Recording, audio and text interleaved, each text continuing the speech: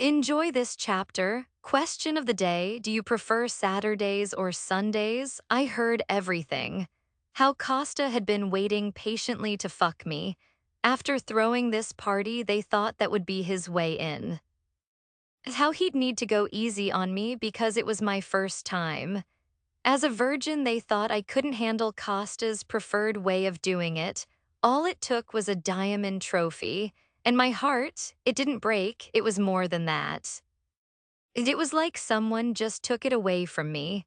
I left it with him when I ran out of his office after he described this picture-perfect life, the kind I've always wanted. It was the life I dreamed of and thought was taken away from me when I got married to Costa. Waking up in his arms, kissing him, feeling at peace and happy, I trusted him. I was going to tell him how I felt, like Damien told me to. He said I deserved to be happy and I should give myself the opportunity by telling Costa. But at least I found out his true intentions before I humiliated myself any more than I already was. He didn't come into our room that night, which gave me the privacy to cry in peace. The next couple of days passed after that in a blur. I locked myself away in our room, once again going back to having my food delivered to our room by his staff. I thought the party would have helped, but once we got home, we were back to square one. It was only when my plan of crying in between meetings and running my business went up in flames that I finally came face to face with him again. Millie, I'm sorry, I sighed, rubbing my temples to ease the headache. What did you say, Sarah? I said, I think we really need to discuss the color scheme. The branding of the book is essential. At my head of marketing was cut off again by the loud bang that came from somewhere downstairs in the penthouse. Whatever those idiots are up to will be the last fucking thing they do. I'm so sorry. They've been doing this all morning during my meetings. Will you just give me 5 minutes? I need to go and find out. The next bang caused me to flinch, my irritation spiking to new levels. I'll be right back. I sighed, leaving her alone on the video call while I scrambled off the bed, leaving the bedroom for the first time in 3 days. I was only dressed in pajama shorts and one of Costa's Givenchy hoodies, which I stole and will not be returning. It wasn't very professional, but I was going through a tough time, so I didn't care. I think all my staff knew I was having some kind of breakdown, judging by their sympathetic smiles every time I logged onto a call. As soon as I stepped outside, I was met with the odd scent of chemicals and sawdust. I could hear the distant sound of drills and machines as I descended down the steps into the main area of the penthouse. What the foo? It was all gone, like gone. The kitchen units and counters were missing, leaving the gas pipes and electrical wiring behind. The flooring was being ripped up to reveal the concrete underneath. The furniture, appliances, and decor were all gone. The walls were being cleaned of paint to leave a blank canvas. Even the lights and chandeliers were being taken down. Among the builders was one woman dressed in a black pantsuit. I'm guessing she was in charge of this whole operation. I carefully walked through the building site in my socks, instantly regretting not putting on some shoes when I saw all the sharp nails on the floor. If I step on a nail, I'm killing everyone. Excuse me. I headed down the hallway, catching up to the blonde woman who was screaming orders at all the builders. She was too busy screaming at them to strip the bathroom completely bare that she didn't even hear me. Hello. I tried to cut in, but the stupid woman was too busy shouting. I told you to take it all out, all of it. She snapped, pointing at the marble counter and my favorite mirror for taking selfies. Hey. I snapped, finally having had enough of being ignored and of seeing my selfie mirror being taken off the wall. Sigh? She snapped, glancing down at her iPad instead of looking at me. What the hell is going on? Ask Mr. Accardi. But ask Mr. Accardi. Well, see, ask Mr. AC, I heard you the first time, bitch. I cut her off, causing her to finally look up from her stupid iPad. Where is he? 4 floors down. She muttered. Her eyes narrowed at me when I stormed towards the elevator, carefully avoiding the nails and sharp items on the floor. I continuously stabbed the stupid button until the doors pinged open. I hit the button to go down 4 floors, somewhere I'd never been before. I knew Costa owned the whole building, but I never cared to find out what else was here. I only knew some of his men lived here, which made sense. The doors pinged open and I stepped into an apartment, a very luxurious apartment, but not as nice as the penthouse. Or as nice as the penthouse used to be. I headed down the short hallway until I entered the main living area where the 5 idiots were sitting. The dynamics of their little family were so clear to see when you first walked in. Giovanni and Aiden were both shirtless, dressed in sweatpants, relaxing on the couch with a movie playing. Unsurprisingly, they were surrounded by junk food. What confused me was the platter of cut fruit and vegetables that was also in the mix of their popcorn and chocolate. Are they dieting or something? Shifting my attention over to the dining area, I saw Costa, Rocco, and Tristano all working away on their laptops. The dining table was covered with papers and files while the three of them seemed deep in concentration. Hey! My sudden intrusion had all 5 of them turning around while I stormed over to my husband. He was too confused to reply straight away, but that didn't matter. I was pissed. Why the fuck are you remodeling at? I paused to check the time on my phone. 12:30 p.m. on a Wednesday? What's wrong with Wednesday? He frowned, humor dancing in his stupid green eyes. You little bitch, I was in a meeting. I snapped, taking a small step towards him to show him how mad I was. Oh, he asked, shifting his attention back to his laptop. Was it important? Yes. My anger only seemed to amuse them even more, especially my idiot husband. Why didn't you give me any notice? You locked yourself away in the bedroom for the last few days. Urako decided to speak, earning himself a death glare from me. If you want to refurbish your stupid home, that's fine. But when it starts interfering with my work, if it's too noisy, just come and work down here. Acosta's voice softened and he finally dropped the amused smile. For that split second, I saw a glimpse into how he truly felt. He was tired. My anger faltered when I saw the soft frown on his face. His eyes weren't as light as they normally were whenever he tried to annoy me. No, I don't want to sit here. I want those people out of the penthouse. All it took was a diamond trophy. I was in a meeting, my laptop and files are still, I'll get it. Giovanni sprung up from his place on the couch, flashing me a wide smile. It's all in your room, right? Yes, but I was still logged into I'll be back in a minute. Before I could stop him, he was gone. This isn't going to end well. Sit down. Costa nodded towards an empty chair next to him, causing me to scoff. No thanks, I'll sit in a different room. I took a few short steps away, waiting awkwardly for Giovanni to return with my laptop. That's not a good idea. Aiden spoke, his voice soft like it normally is when he speaks to me. All our furniture is stuffed into the bedrooms.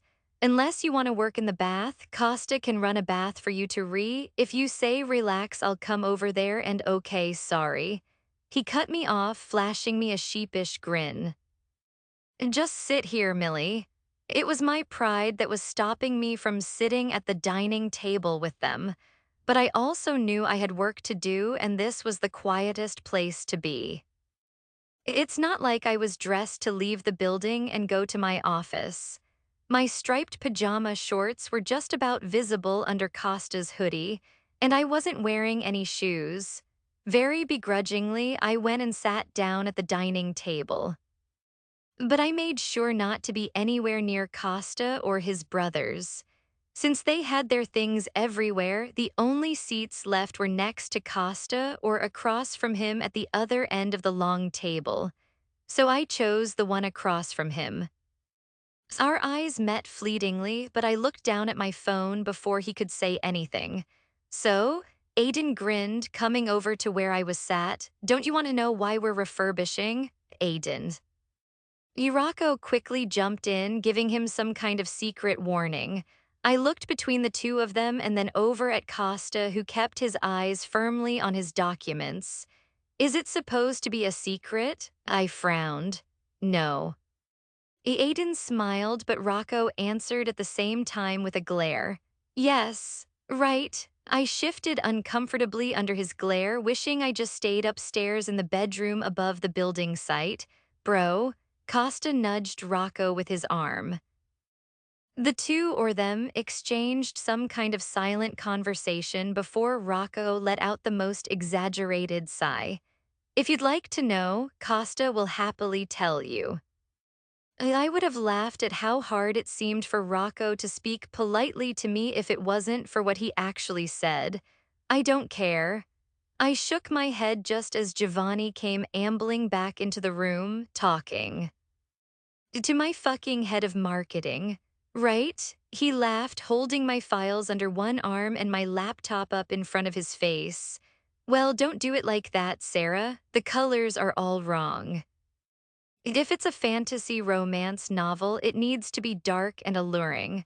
So black, red, what else?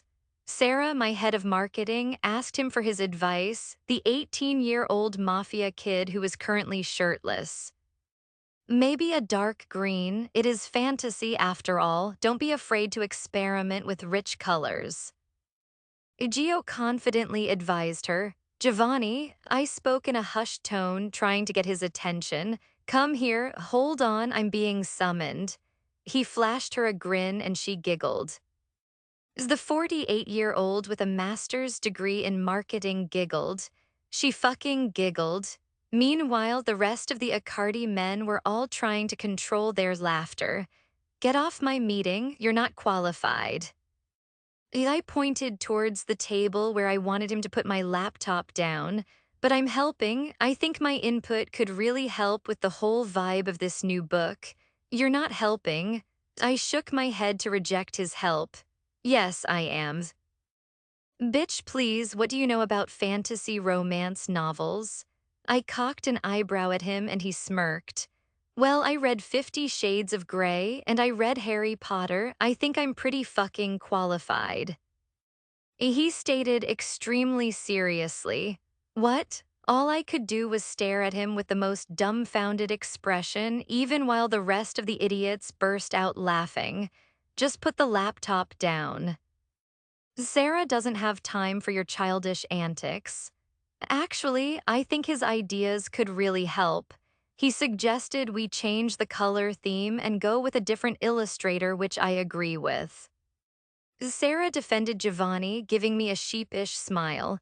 See? Gio grinned, finally putting my laptop down while everyone else watched on in amusement.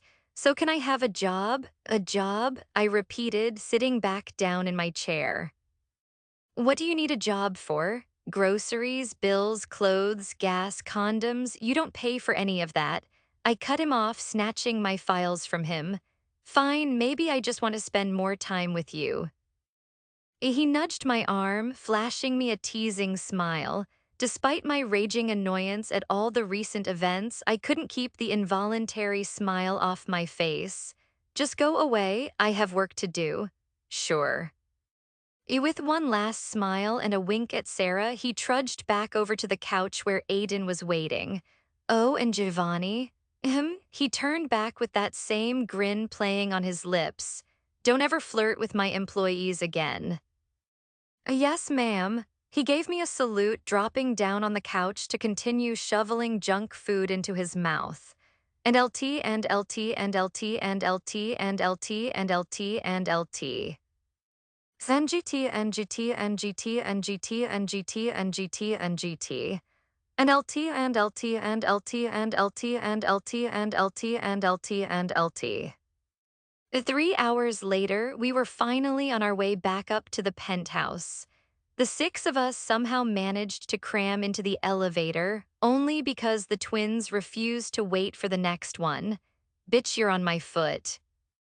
Aiden complained behind me, once again shoving Giovanni. I'm not. Giovanni shoved him into Rocco, who shoved him even harder, causing him to knock into me. I grit my teeth in annoyance, wishing the stupid elevator would move faster. It's like being trapped with a bunch of children. Yes, you are, get off. Aiden shoved Gio again, and this time he hit me with more force. Ah. The painful impact to the middle of my back had me jerking forward, causing my very expensive laptop to slip from my grip. Before it could hit the ground, though, Costa reached out to grab it.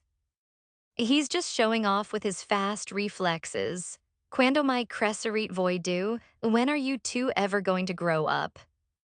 He turned to glare at the twins just as the doors opened.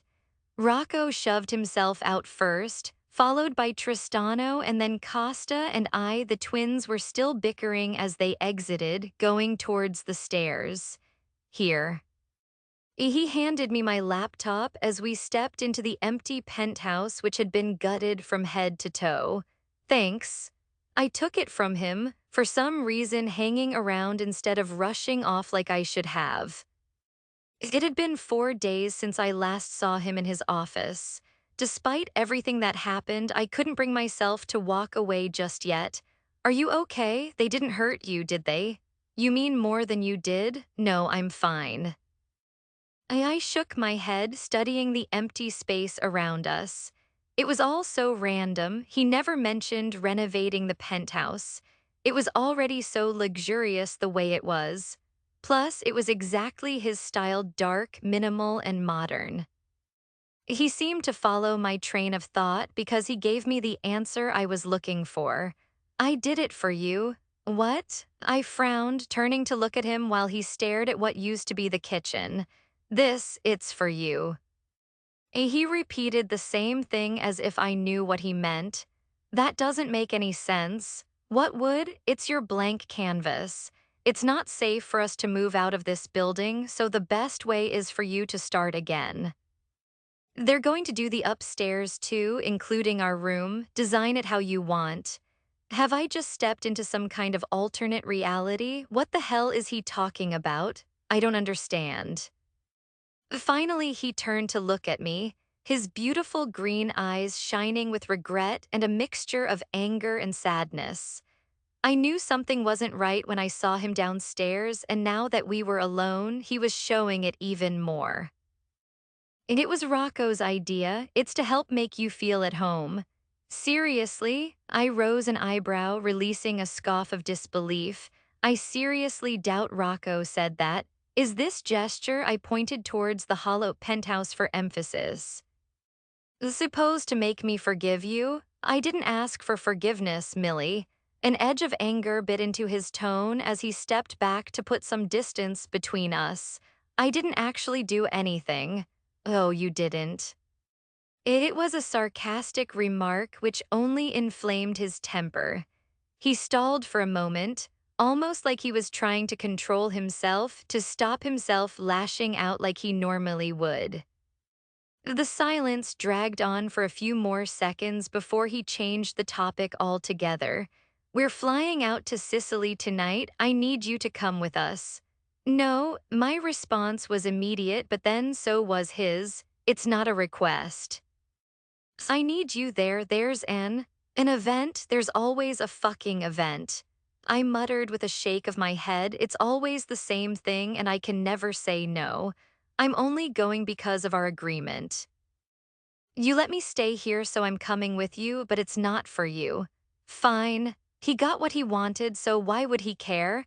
The tension between us remained thick until I turned around, making my way towards the stairs. My hoodie looks good on you. And now he's back to pretending nothing happened. Fuck you, Costa. And LT and LT and LT and LT and LT and LT and LT and LT and GT and GT and GT and GT and GT and GT and GT. And LT and LT and LT and LT and LT and LT and LT and LT. The flight was as awkward as expected. Thankfully, it was a night flight, so I got to sleep during the 11-hour flight to Palermo. I didn't see Costa for the rest of the day after we landed in the early afternoon. The event he was talking about was actually the next evening. All I knew was that it was taking place in our house, and it started at 7 p.m. An hour before the event, I stepped out of the bathroom in my fluffy robe, towel drying my wet hair. On the made-up bed was a large blue box with a white ribbon tied on top.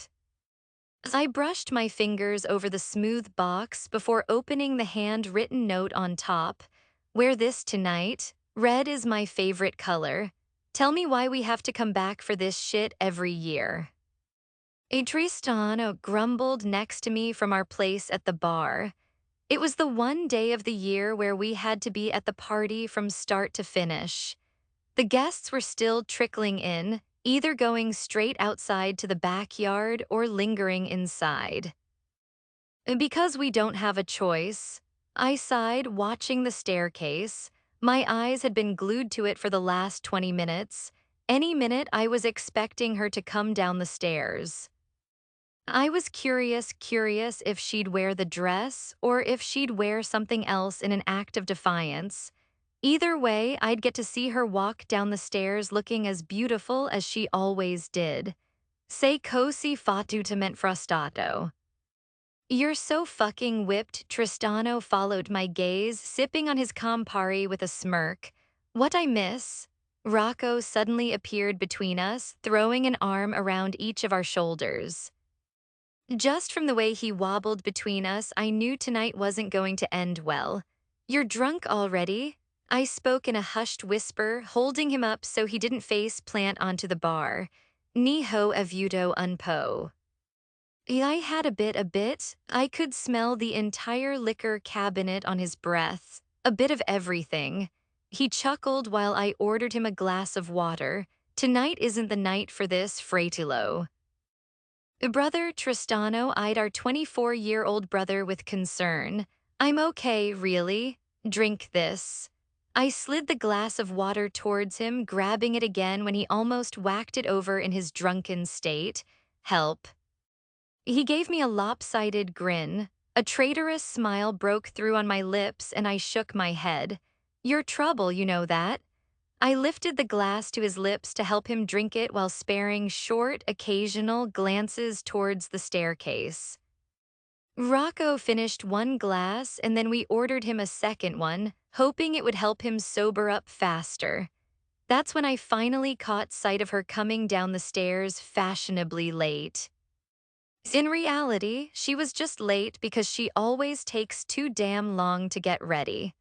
Her long brown hair cascaded in loose waves down her back, her diamond jewelry twinkling under the bright lights of the entry hall. She clutched her bag to her side, carefully putting one foot in front of the other as she descended down the stairs, completely unaware that every fucking man had his eyes on her at that moment. She looked ethereal. Look, Rocco nudged me, pointing towards my wife as if I hadn't already seen her. I see her. I laughed, pulling away from him at the bar. Will you be okay with Tristano for 5 minutes? Don't worry, I got you, bro. He put his hand on his chest, flashing me a wink. It made no sense, but that was Rocco. He didn't make sense when he was drunk. Surprisingly, my brother had two personalities when he was drunk. He could either be extremely angry or he could be extremely friendly. There was never an in-between. Considering the importance of the occasion tonight, I'm just grateful we got the friendly version. I made it to the bottom of the stairs at the same time she did. My eyes trailed up the red silk from the floor, all the way up past the long slit exposing her left leg. The material of the dress hugged her hips and waist perfectly. And the strapless, sweetheart neckline flattered her shape even more. Fuck. The word slipped out when she took her final step, coming to stop in front of me. Did you choose it? She looked down at her dress, smoothing out the skirt. Sigh. She didn't bother replying or at least saying it didn't matter though, because I couldn't take my eyes off her bold red lips. She was fucking killing me, and she knew it. So what is it this time? She questioned, turning to look at me when I failed to give her an answer. Costa? She's so impatient. I cleared my throat, forcing myself to look away from her lips, and her eyes, and her chest, and her exposed leg. It's my father's birthday. His birthday? She scrunched up her nose, something I always found adorable as hell. I don't want to celebrate his birthday. I don't like him. Join the club, Principessa. Don't call me that. Her cold tone caused a spike of irritation to rush through me. In my defense, I didn't even realize I said it. It kind of just slipped out.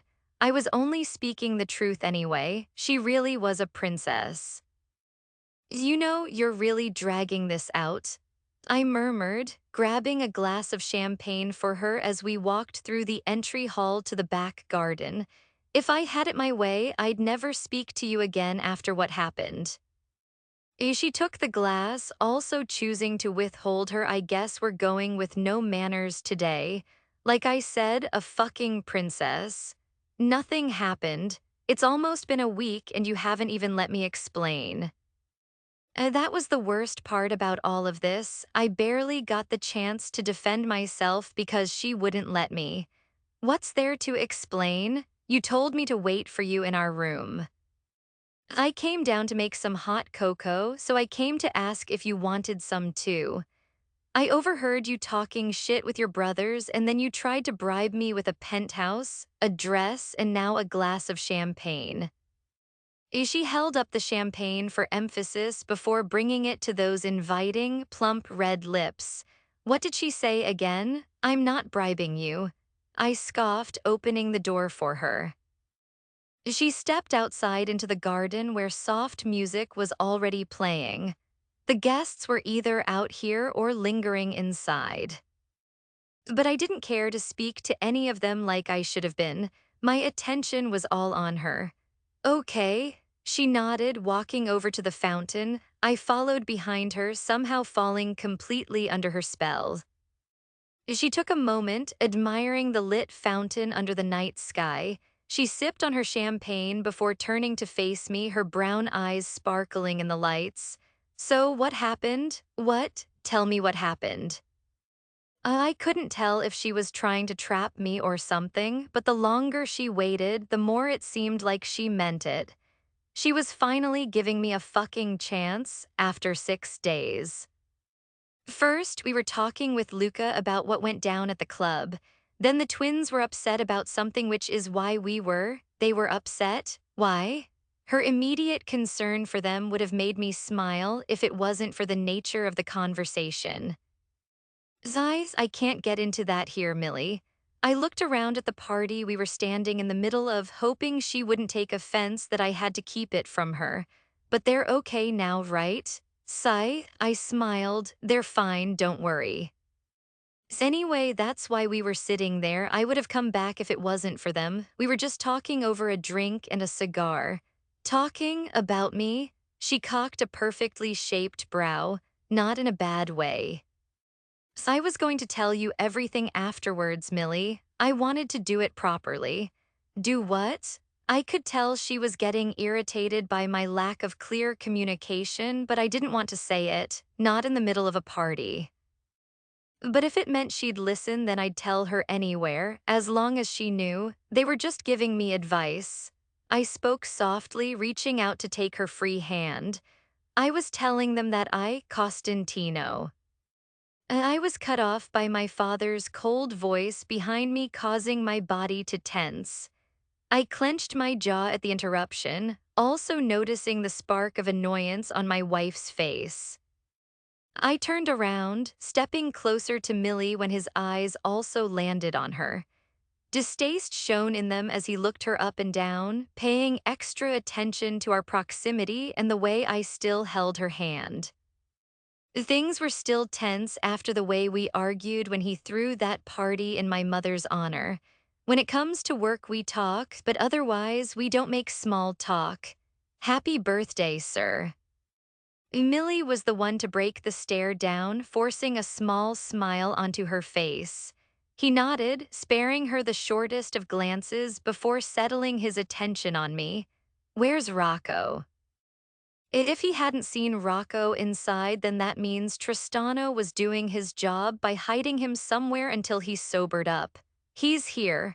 My vague answer irritated him, I knew that. Why? I need you both to do a job for me tonight. Tonight, but it doesn't matter, it's important. He reached into his pocket, pulling out a small slip of paper. Get it done. Don't let it get messy, I can't afford any fuck-ups. Okay. I nodded, knowing this must have been pretty urgent if he sent us away during his birthday party. It was the one day of the year we celebrated him, and he always wanted us here, regardless of our current circumstances or relationship. As soon as he left, I turned to look at Millie, who was more annoyed than ever. You dragged me all the way back to Sicily for this stupid party, and now you're leaving me to go and do a job. She spoke in one of those aggressive, hushed whispers, stepping in closer to me while ripping her hand out of mine. I'm sorry, I don't have a choice. I didn't want to leave her, not after she was finally letting me in again, but I couldn't say no. I don't have that luxury of disobeying an order, and she knew that even if she was mad. Fine, whatever. She went to take a step away from me, but I grabbed her hand again before she could. Can we finish that conversation later? Eyes, I'll think about it. With that, she tugged her hand out of my grip, heading back inside. Little did I know we wouldn't get the chance to finish that conversation later, or have any conversations, really. If I thought shit had already gone downhill in the last few weeks, it was about to get a whole lot fucking worse. So ominous, what do you think is coming? What did you think of this chapter? I told you it was a slow burn, but it's so worth it.